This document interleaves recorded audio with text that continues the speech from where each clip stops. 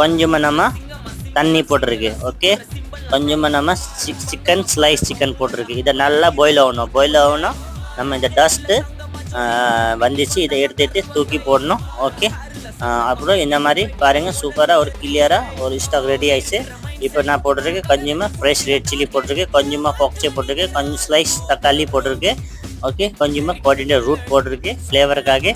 இப்போ கொஞ்சம் போட்டிருக்கு ப்ராத் பவுடர், கொஞ்சமாக சால்ட் போட்டிருக்கேன், கொஞ்சமாக இதை நம்ம சுகர் போட்டிருக்கேன், கொஞ்சமாக செஸ்மி ஆயில் போட்டிருக்கேன், கொஞ்சமாக கார்ன் ஸ்டார்ச் போட்டிருக்கேன். இதை வச்சு நல்லா மிக்ஸ் பண்ணணும். இந்த மாதிரி சூப்பராக மிக்ஸ் பண்ணணும். ஸ்லோ ஃப்ளேம்லேயே குக் பண்ணணும்.